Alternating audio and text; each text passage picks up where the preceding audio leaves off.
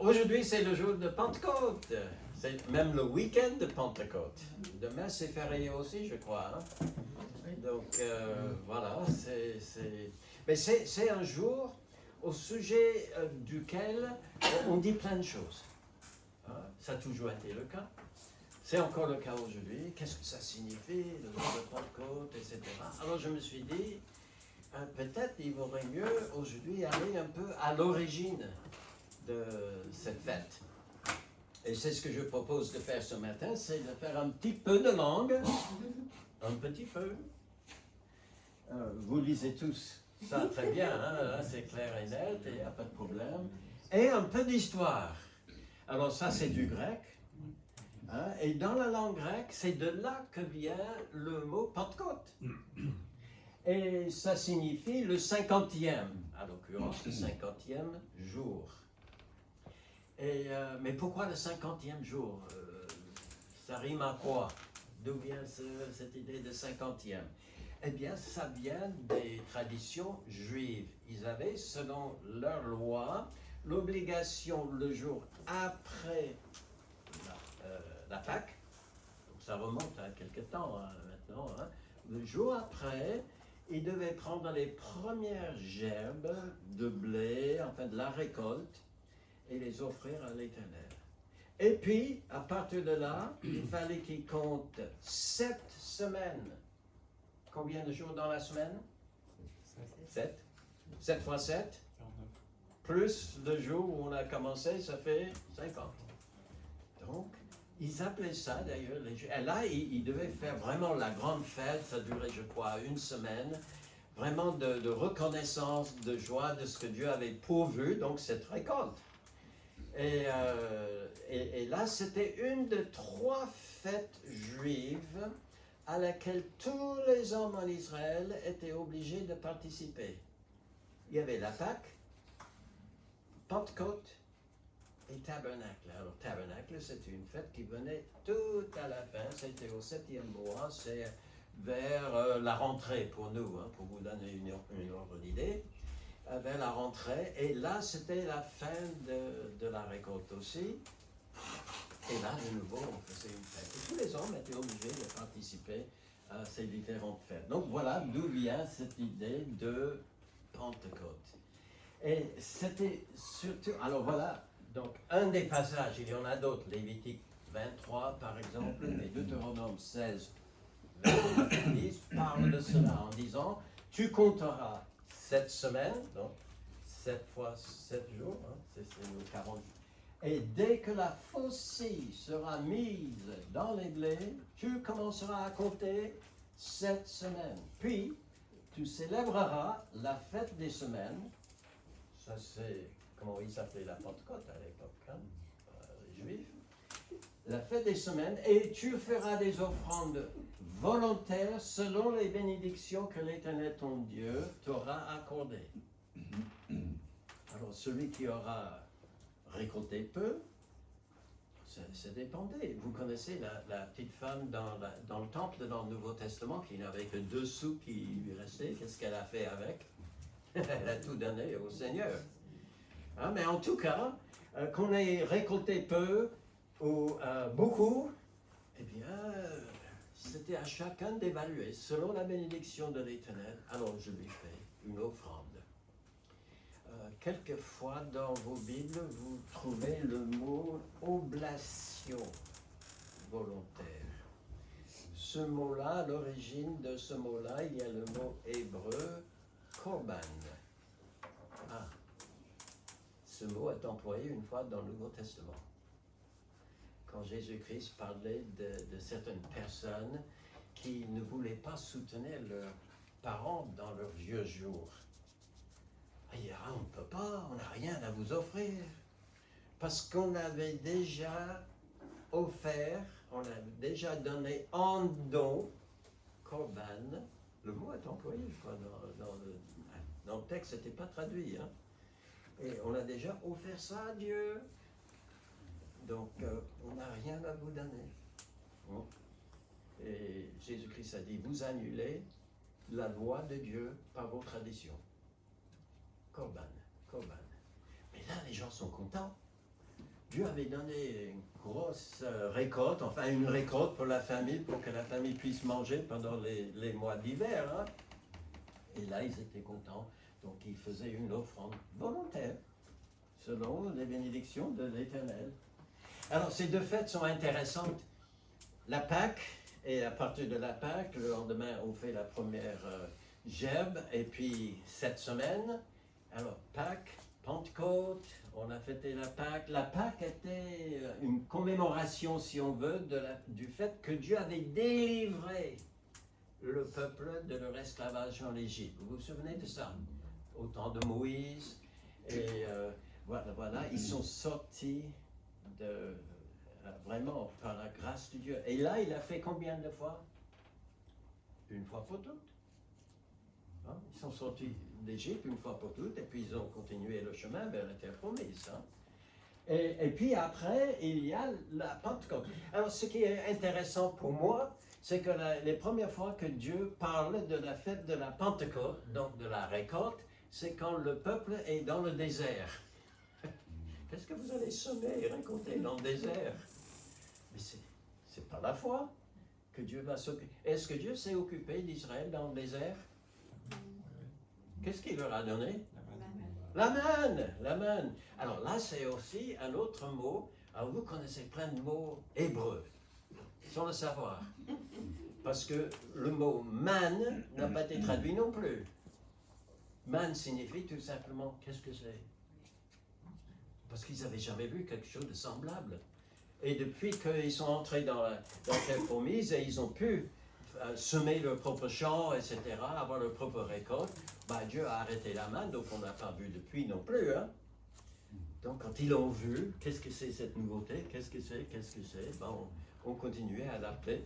Sais-tu qu'est-ce que c'est? La manne. Et Corban, encore, c'est un don. Une offrande, une oblation.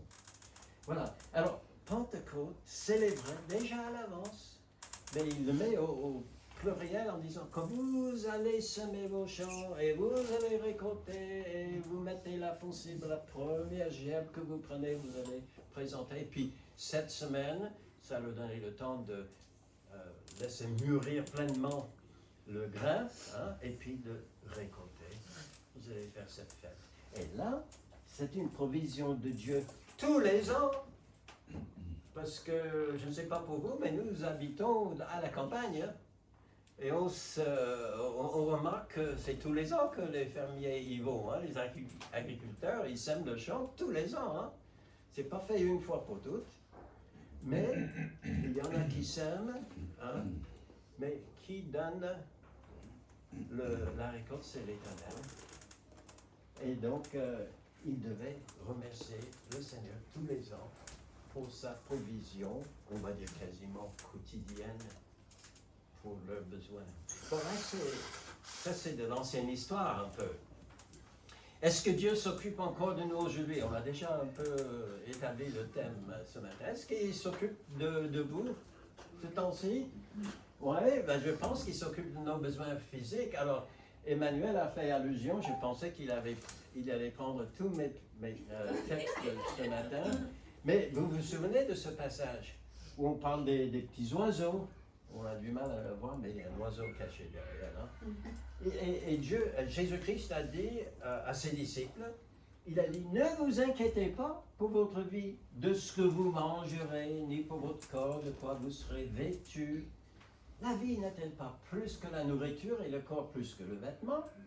Regardez les oiseaux du ciel, ils ne sèment ni ne moissonnent, et ils n'amassent rien dans les greniers non plus. Alors comment font-ils pour se nourrir? Votre Père Céleste les nourrit.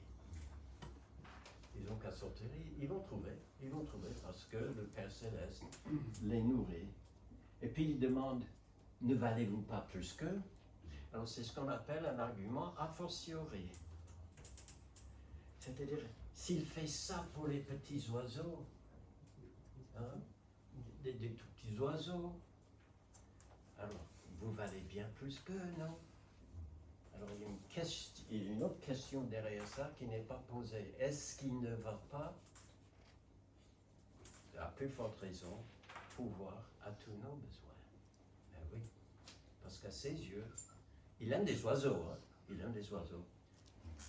Mais nous avons plus de valeur à ses yeux qu'un oiseau. Donc il va certainement s'occuper également de nous.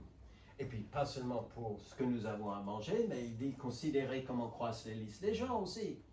Il ne travaille ni ne file, cependant je vous dis que Salomon même, dans toute sa gloire, n'a pas été vêtu comme l'un d'eux. Il ne mettait pas un petit jean troué, lui, hein? Je crois pas.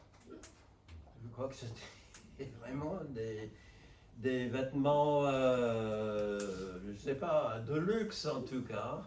Des personnes qui étaient habillées comme lui. Mais cependant, je vous dis que Salomon, même dans toute sa gloire, n'a pas été vêtu comme l'un d'eux des lys des gens. C'est beau, hein, des fleurs. Si Dieu revêt ainsi l'herbe des champs qui existe aujourd'hui et qui demain sera jetée dans le four, ne vous vêtira-t-il pas à plus forte raison, Jean de peu de foi?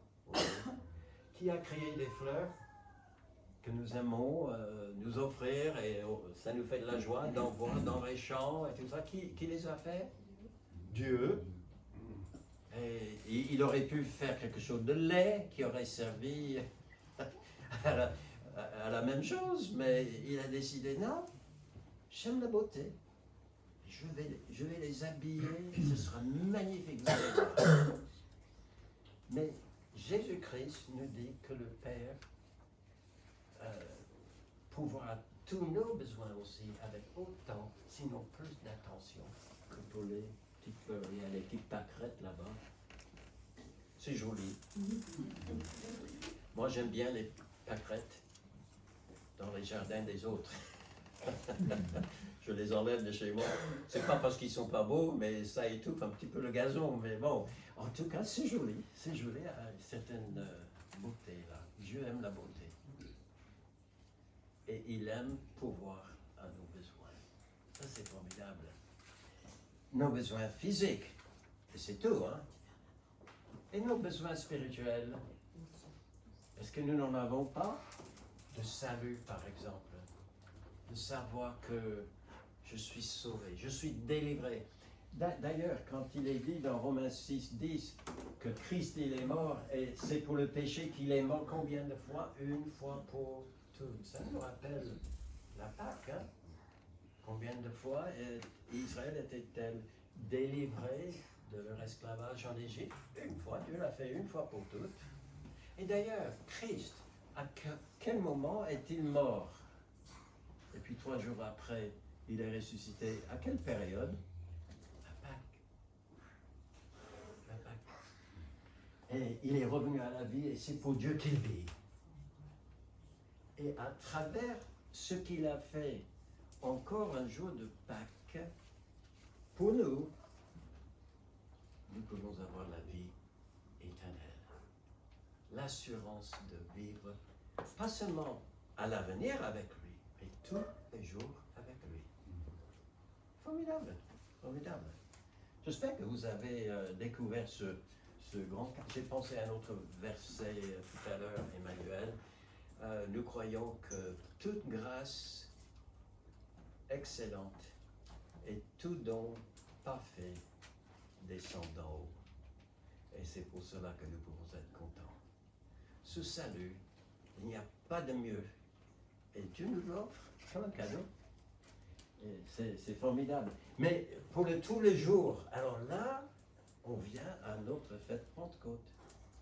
Parce que c'était lors d'une fête de Pentecôte que Dieu a envoyé son Esprit Saint pour nous combler dans nos besoins spirituels tous les jours, nos besoins de la vie nouvelle. Israël partait de l'Égypte et toute la vie entière des Israélites allait changer. Ils allaient vers la terre promise. Et la vie allait changer complètement pour eux. Et nous, quand nous recevons Jésus-Christ, notre vie change aussi. Et Dieu pourvoit à tous nos besoins selon ses richesses avec gloire en Jésus-Christ. Alors on va voir ça ce matin. Voilà, là c'est le texte un peu classique pour le récit de ce qui s'est passé le jour de la Pentecôte, Actes chapitre 2. Vous connaissez bien ce passage, le jour de la Pentecôte. Ils étaient tous ensemble, dans le même lieu. Alors, comme on a dit, tous les Juifs, hommes, garçons et hommes, devaient participer à cette fête. Souvent, ils amenaient leurs épouses, leurs familles avec aussi. C'est pour cela qu'il y avait tant de monde à Jérusalem ce jour-là. Vous vous souvenez, il y avait une fois, comme Paul, il était en voyage missionnaire et tout, pendant qu'il évangélisait autour de lui, il s'est fixé le devoir personnel, je vais rentrer à Jérusalem. Pourquoi? Pentecôte arrive. Je vais être là pour le Pentecôte. Et il y était. Et c'était pendant cette fête-là qu'il a été arrêté. Mais bon, le jour de la Pentecôte, ça c'était longtemps après ce jour de Pentecôte-là, les disciples, ils étaient à peu près 120, les apôtres, Marie était là, d'autres disciples étaient présents, étaient tous ensemble dans le même lieu. Tout à coup, il vint du ciel un bruit, comme celui d'un vent impétueux. Et on entendait ce bruit-là partout dans la maison, parce que ça a rempli toute la maison où ils étaient assis. Et des langues semblables à des langues de feu leur apparurent, séparées les unes des autres, et se posèrent sur chacun d'eux. Et ils furent tous remplis du Saint-Esprit. Et ils se mirent à parler en d'autres langues selon l'Esprit, que l'Esprit leur donnait de s'exprimer. Et ils parlaient, si nous lisions dans la suite, des merveilles de Dieu. Ils étaient reconnaissants de ce que Dieu leur a donné, un don exceptionnel. Ce qui s'est passé ce jour-là était attendu, parce que Jésus-Christ avait prédit que ça devait se faire. Dans Jean chapitre 14, par exemple, il dit, si vous m'aimez, il est en train de parler à ses disciples, si vous m'aimez, gardez mes commandements. Et moi, je prierai le Père, et il vous donnera un autre consolateur. Ça fait un peu sombre là. Mais il vous donnera un autre consolateur. Afin qu'il demeure éternellement avec vous. C'est qui ce consolateur? L'Esprit de vérité, que le monde ne peut recevoir parce qu'il ne le voit point, voilà, et il ne le connaît point. Mais vous le connaissez car il demeurera avec vous, il sera avec vous.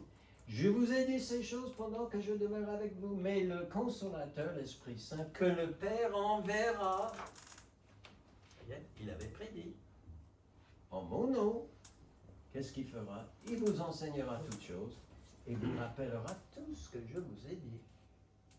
D'accord? Quelque temps après, il revient sur le même sujet au chapitre 16, dans l'évangile de Jean, il dit ceci, cependant, je vous dis la vérité. Il vous est même avantageux que je m'en aille. Il parle du jour où il va aller remonter au ciel. D'ailleurs, 10 jours après qu'il est remonté au ciel, c'était le jour de la Pentecôte et l'Esprit est venu. Donc il dit, c'est avantageux pour vous que je m'en aille. Car si je ne m'en vais pas, le consolateur ne viendra pas vers vous. Mais si je m'en vais, je vous l'enverrai. Qui? Le consolateur. Il ne peut pas venir si je ne m'en vais pas. Mais quand je m'en vais, je vous l'enverrai. Et quand il sera venu, il convaincra le monde en ce qui concerne le péché, la justice et le jugement. En ce qui concerne le péché, parce qu'il ne croit pas en moi. La justice, parce que je vais au Père, ayant accompli parfaitement en notre nom la justice. Et lorsque nous croyons en Jésus-Christ, il nous accorde cette justice. Et aussi, il va convaincre le monde du jugement parce que le prince de ce monde est jugé. Pas seulement nos péchés, mais le diable lui-même a été jugé lorsque Christ est mort sur la croix. Et il continue en disant que lorsque le consolateur sera venu, encore il le dit, il va venir, il va venir, il va venir.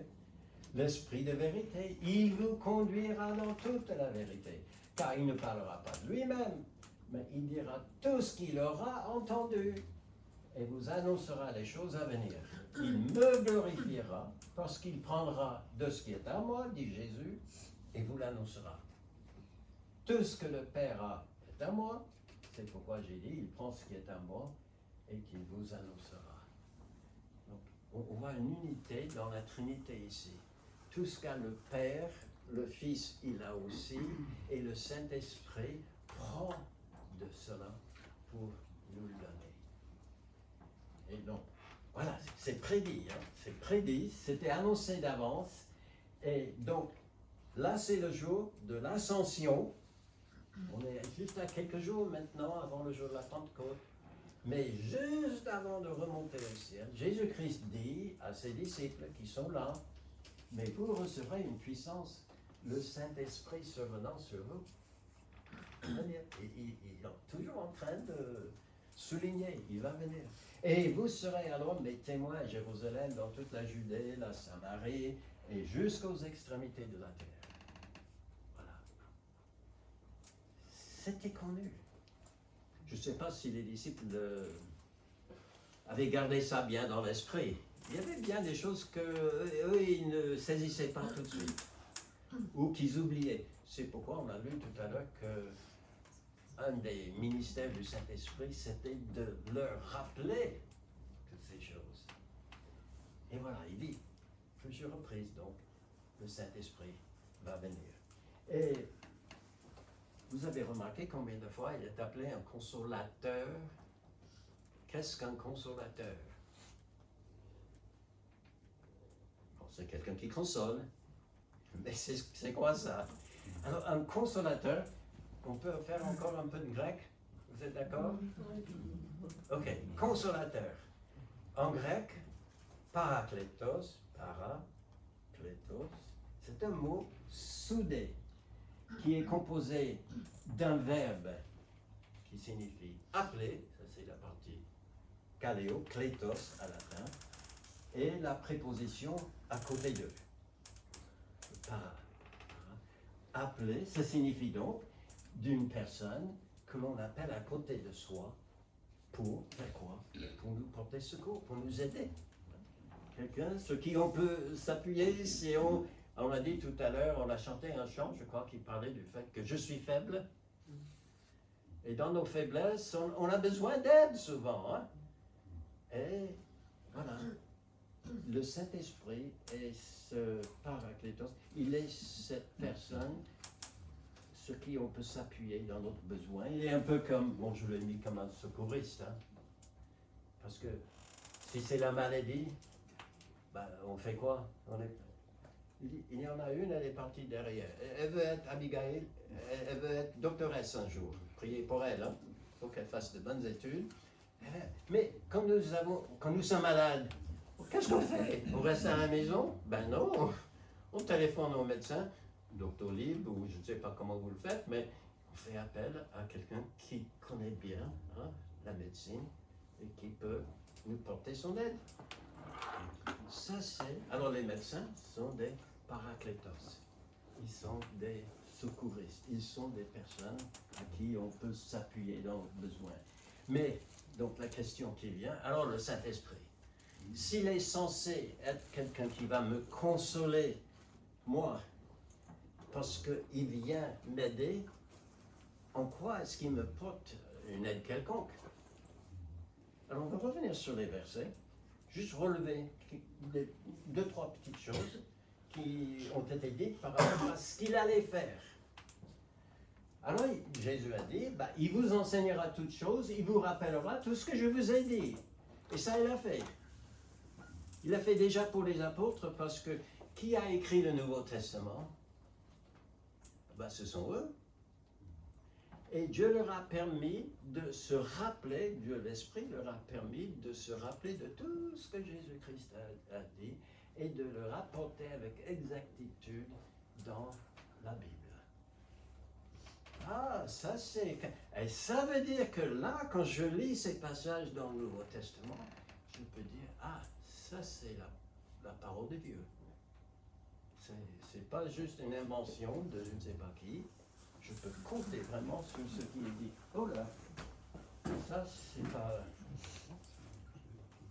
Ah, on est retourné dans l'autre. Voilà, parfait.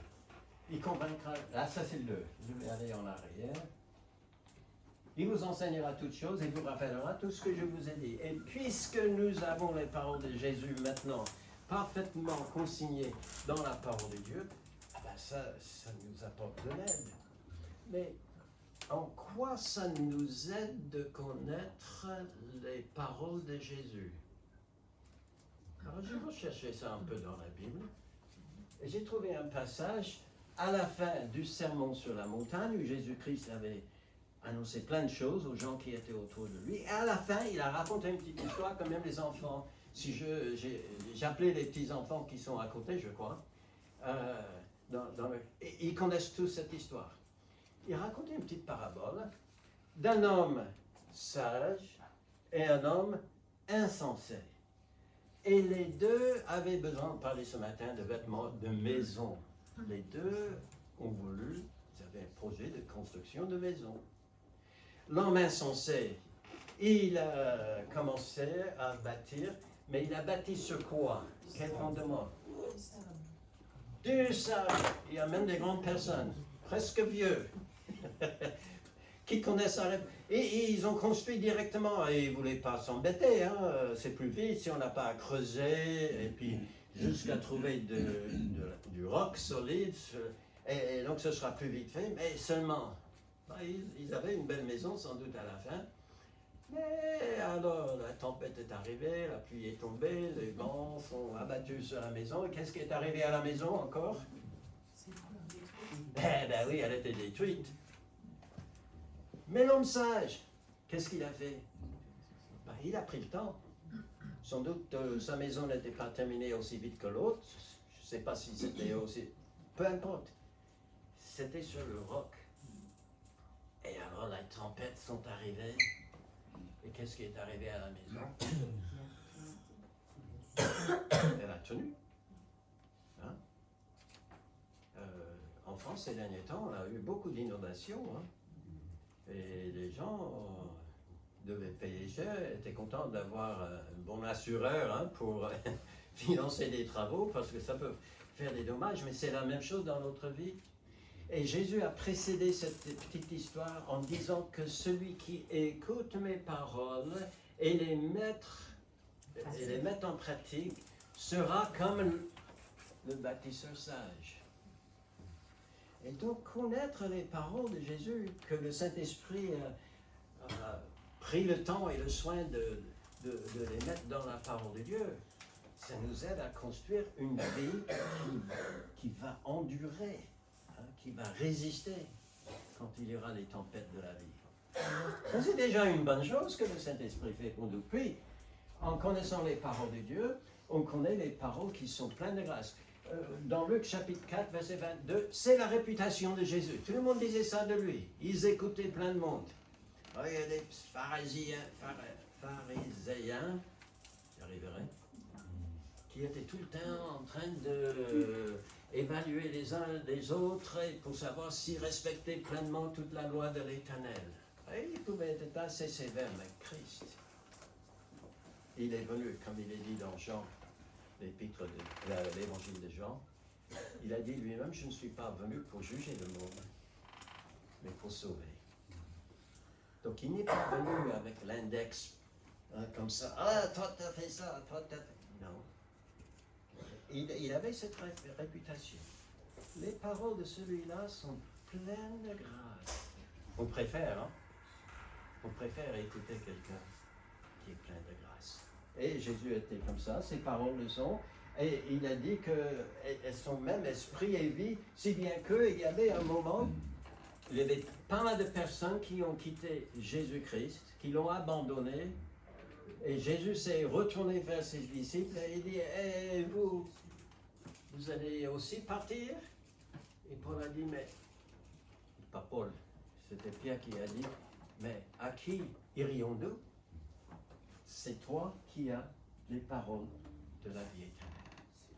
Ah, c'est en connaissant les paroles de Christ que nous pouvons connaître la vie éternelle. Et ça, c'est une bonne chose pour nous. Ça, c'est une bonne aide pour chacun d'entre nous. Parce que c'est par elle aussi, les paroles de Jésus, que nous serons jugés. Il a dit un jour. Vous les acceptez ou vous ne les acceptez pas. Chacun est libre de faire ce qu'il veut. Mais sachez qu'un jour, nous serons jugés selon les paroles de Jésus. D'accord? Donc, il vaudrait mieux les connaître. Hein? Même si on n'est pas tellement croyant, j'ai pu témoigner auprès de la coiffeuse qui m'aide à être plus ou moins présentable. Et puis elle m'a attendu. Et on était pris dans une... Je ne sais pas, ça fait depuis longtemps que je vais chez elle. Et j'ai jamais eu vraiment l'occasion de lui parler de Christ, de la Bible et tout ça. Mais cette fois-ci, Dieu a ouvert une porte d'opportunité là. Et c'était formidable. Mais de pouvoir dire, ben voilà, il a les paroles de vie. Si vous acceptez, vous serez sauvés. Vous aurez la vie éternelle. Si vous n'acceptez pas, vous serez quand même jugés par ces paroles-là.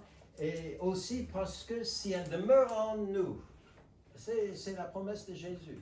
Si vous demeurez en moi et que mes paroles demeurent en vous, ben vous pouvez demander ce que vous voulez. Et elles vous seront accordées, ces choses. Et on est chouette alors.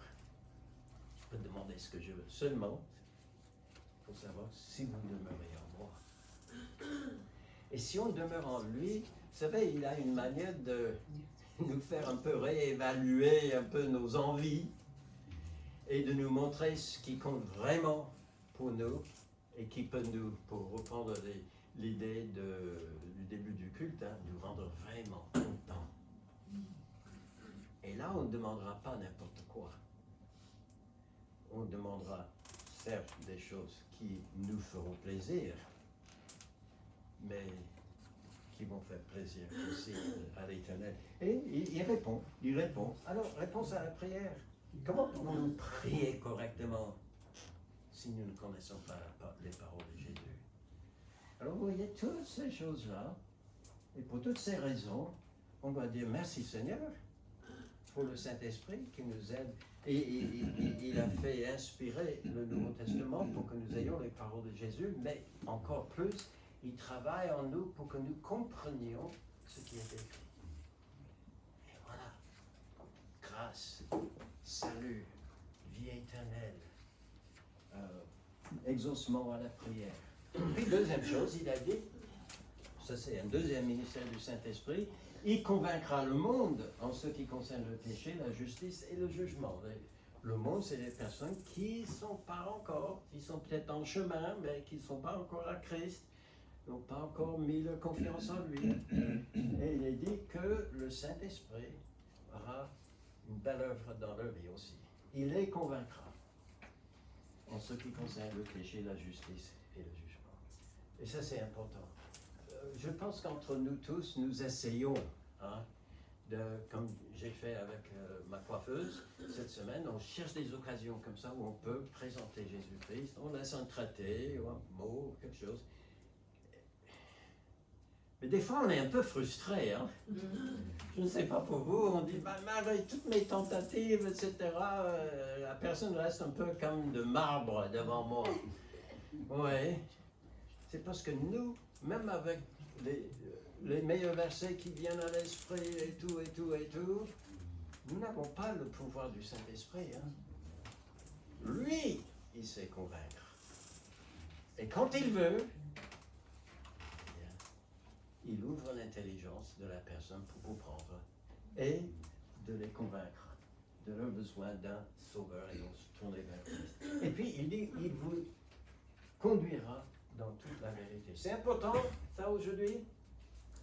Si je vous demandais, qu'est-ce que la vérité? Comme je crois que c'est Pilate qui a posé la question à Jésus une fois. Hein? Qu'est-ce que la vérité? Aujourd'hui, on dirait, la vérité, il n'y a pas de vérité absolue. On va vous répondre à ça. François, il a sa vérité, chacun a sa vérité. En fin de compte, on ne fait pas de différence entre opinion personnelle et vérité. qui est totalement absurde. Parce qu'on peut, dans ce cas-là, on ne peut pas dire « j'ai ma vérité » parce que finalement ma vérité à moi n'est pas de vérité du tout.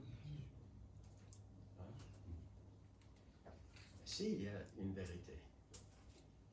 Il vaut mieux le connaître.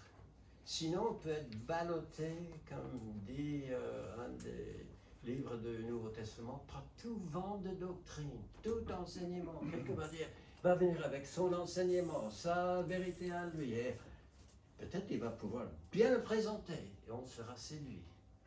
Alors, pour reconnaître l'erreur qui se met en peau de brebis des fois, hein, qui se présente bien.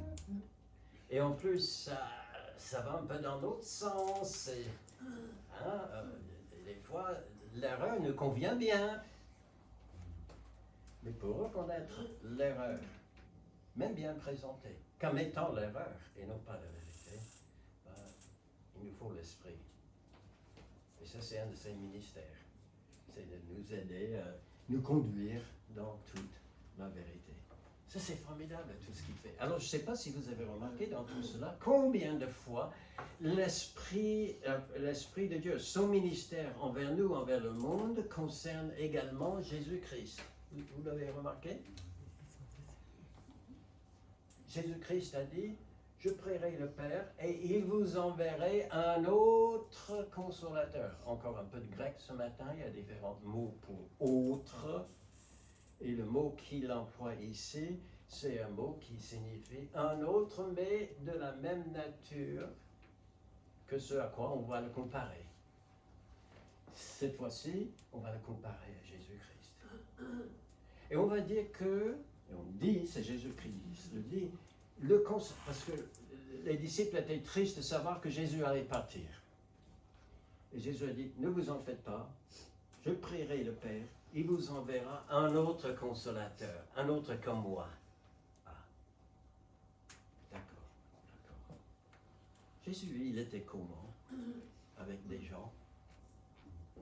On a vu déjà ce matin, il était plein de grâce. Il était prêt à secourir, que les gens soient pauvres ou pas, de juifs qui se croyaient bien ou des étrangers qui ne connaissaient même pas l'Éternel. Qu'est-ce qu'il était gentil avec? Et nous avons un tel consolateur dans le Saint-Esprit, de gentil, de aimant, quelqu'un qui nous dit la vérité, mais avec grâce, quelqu'un qui nous conduit vers le salut, quelqu'un qui est aussi puissant que Jésus, etc. Alors, ne nous plaignons pas si nous n'avons pas Christ avec nous aujourd'hui, nous avons un autre consolateur qui est comme lui. C'est le Saint-Esprit. Alors, Jésus, il était un consolateur. 1 Jean chapitre 2 verset 1 le dit, hein? Il dit, mes petits enfants, je vous écris ces choses, c'est Jean qui parle, je vous ai écrit ces choses afin que vous ne péchiez point. Mais si quelqu'un a péché, ce ne serait pas nous. Hein? Sauf qu'il suit tout de suite en disant, nous avons un avocat auprès du Père, Jésus-Christ le juste. Et il est vrai que lorsque nous sommes surpris en faute, on est content d'avoir un avocat qui peut plaider en notre faveur. Des fois, on peut être critiqué injustement même. Des fois, on est en tort. Mais quand on a un petit problème un peu légal par rapport à la loi, on est très content d'avoir quelqu'un qui connaît bien la loi, tout ce qui est permis, tout ce qui n'est pas permis. Il peut bien nous écouter, peut bien nous défendre. Il faut savoir que le mot traduit avocat est exactement le même mot qui est employé pour le Saint-Esprit. Ben oui, parce qu'un avocat est aussi quelqu'un à qui on fait appel pour qu'il vienne vers nous aider dans notre besoin, tout comme le Saint-Esprit. Donc lui, il est un consolateur. Le Saint-Esprit est un consolateur, comme lui. Et puis, il a dit, il rappellera tout ce qu'il sait. Non. Jésus a dit, il vous rappellera tout ce que moi, Christ, vous a dit. Ah, et encore un rapprochement. Le Saint-Esprit ne raconte pas tout et n'importe quoi. Il raconte ce que Jésus a dit.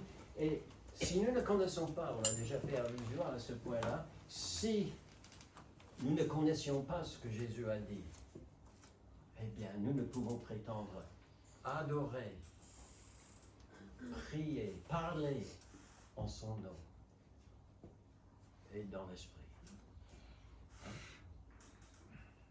Comment devons-nous prier?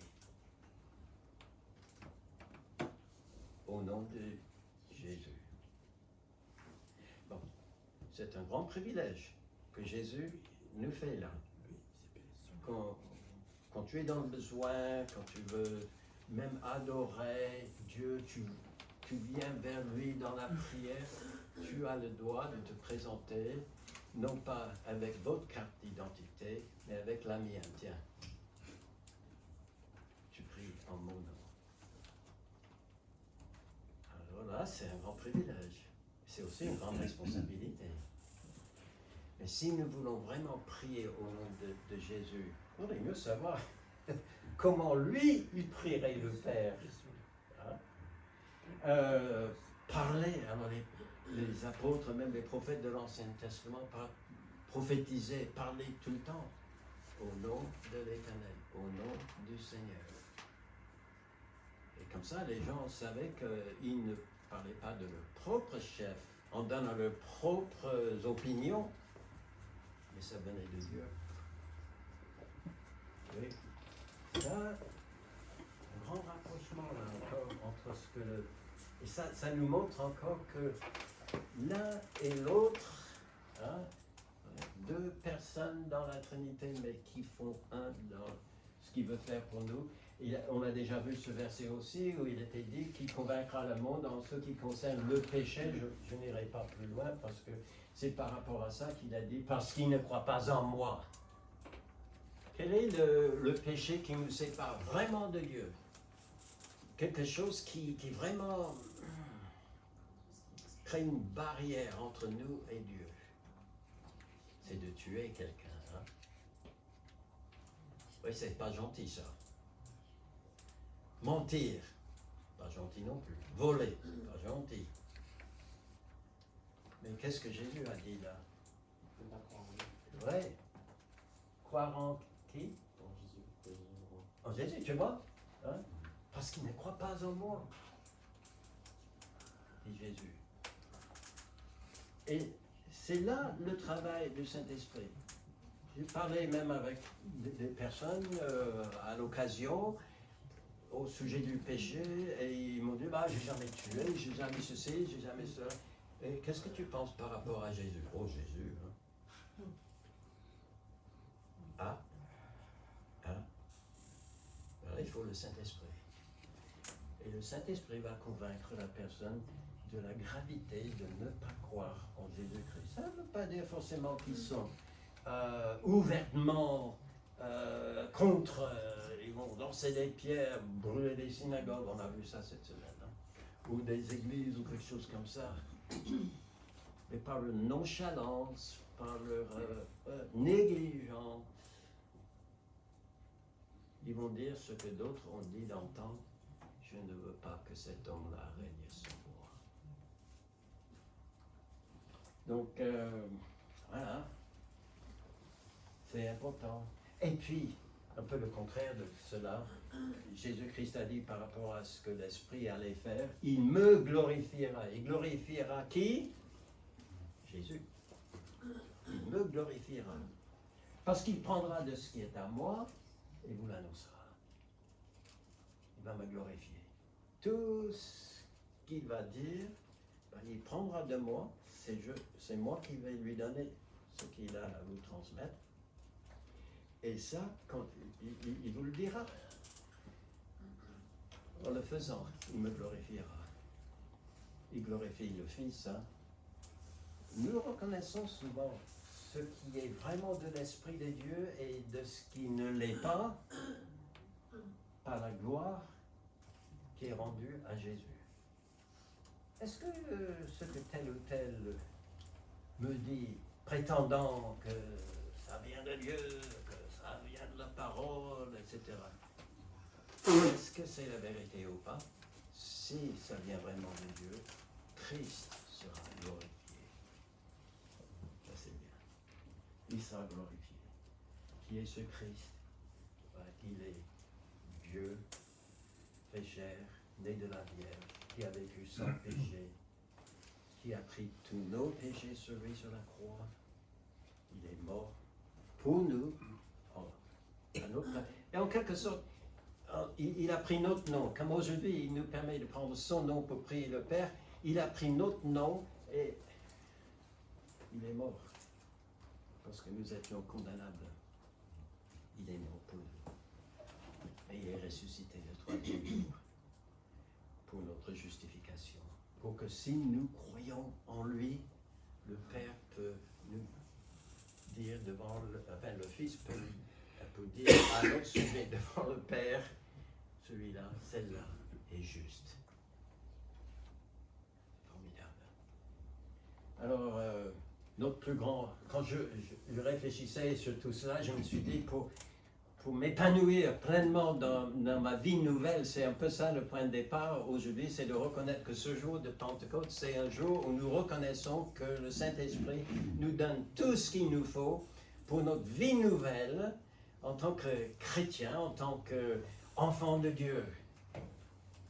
Et ça, là, je reconnais que mon plus grand besoin dans cette vie nouvelle, c'est quoi?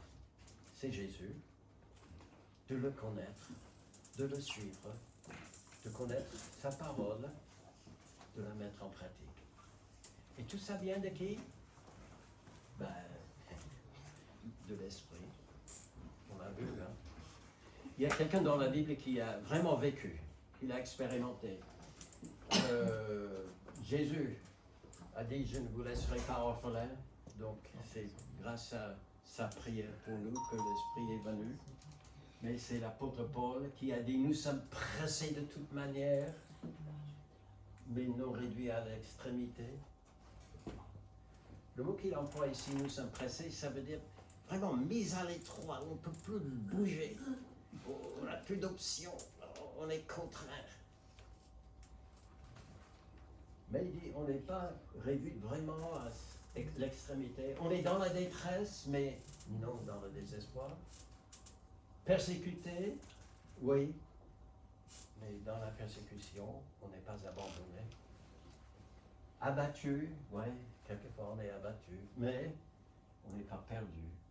Portant toujours avec nous dans notre corps la mort de Jésus, afin que la vie de Jésus soit aussi manifestée dans notre corps. C'est pourquoi nous ne perdons pas courage. Il dit. Alors, au-dessus, c'est pas très gai, hein? Mais il dit malgré tout. Eh bien, nous ne perdons pas courage. Et même si notre homme extérieur se détruit, notre homme intérieur se renouvelle de jour en jour. Je résume. Il y a un renouvellement quotidien qui vient grâce à l'œuvre du Saint-Esprit en nous et qui nous permet de ne pas être à l'extrémité, de pouvoir respirer, pouvoir avoir la place pour dire, pour aller devant le Père et dire merci Seigneur pour toutes tes grâces envers moi. Il nous donne espérance, on n'est pas dans le désespoir, il nous donne espérance. Oui, nous pouvons être abattus, mais on n'est pas abandonnés. Donc, il y a son accompagnement tous les jours avec nous. On n'a pas besoin de crier très fort pour que Dieu nous entende et que notre consolateur vienne vers nous. Il nous accompagne. Il n'avait pas dit à ses disciples, il est avec vous maintenant, mais il sera en vous et pour toujours. Donc, pas besoin de crier très fort. Il nous donne direction, on n'est pas perdu. Voilà, avec les paroles de Jésus, direction. Et pour cela, nous ne perdons pas non plus courage. Formidable, n'est-ce pas? Toutes ces choses-là, c'est pas maison, c'est pas vêtements, toutes ces choses physiques qui sont nécessaires aussi, et Dieu les prend en charge. Mais c'est nos besoins quand même, les besoins spirituels, et il nous les donne. Alors pour une vie nouvelle, abondante, ce qui importe, Ce n'est pas de s'inquiéter de tous nos besoins. J'ai besoin d'une nouvelle voiture, j'ai besoin d'un autre job, j'ai besoin de ceci, j'ai besoin... Non.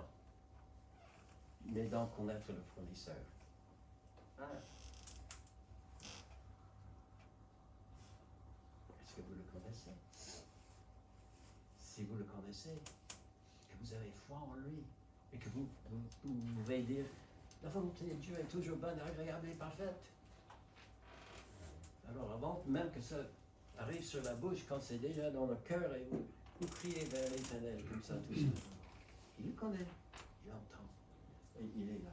Connaître le... Et mon Dieu, dit Paul, encore pour parler de lui, pourvoira à la moitié de vos besoins. Ce serait déjà pas mal. Non, c'est quoi?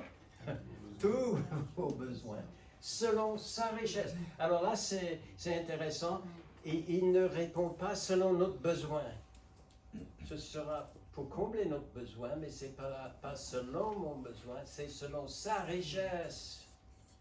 Vous avez peut-être entendu cette histoire d'un petit gamin qui était un SDF, mais jeune, abandonné, peut-être orphelin. Et il traînait en ville, et c'était un jour d'hiver, il faisait froid, il allait devant un restaurant, tout près de la fenêtre, et il regardait les gens qui étaient à l'intérieur, c'était Noël.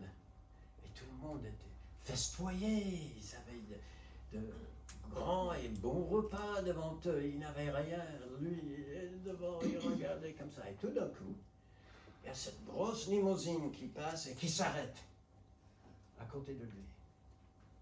Et il y a, bon, je vais inventer, hein, Bill Gates, tiens. Ou, je ne sais pas qui est l'homme le plus riche aujourd'hui, c'est peut-être, comment il s'appelle? Elon Musk. Hein? Elon Musk. Oui, c'est peut-être lui, hein, mais je n'en sais rien. En tout, quelqu'un qui a des millions et des millions, et il sort de sa voiture et dans un grand élan de générosité, il cherche dans sa poche et il donne une pièce de 10 euros au gamin. Oui, avec ça, il peut aller à McDo, hein.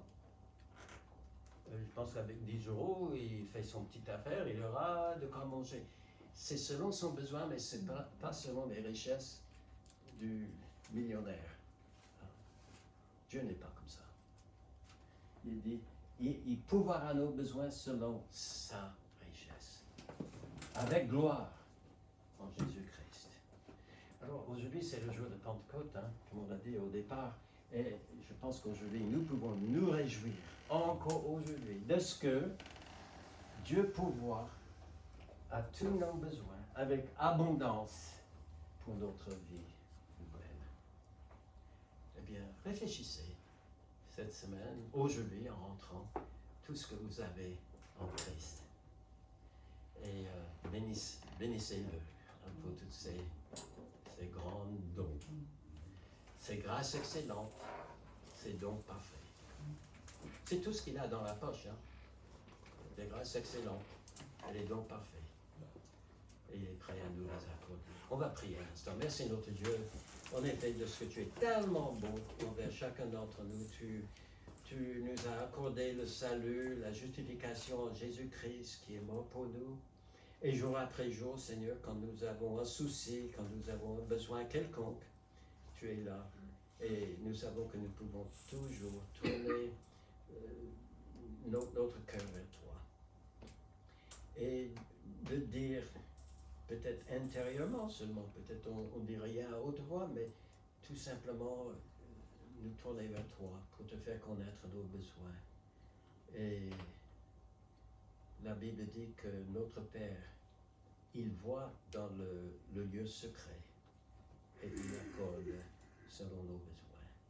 Merci. Reçois toute notre reconnaissance au nom de Jésus-Christ. Amen.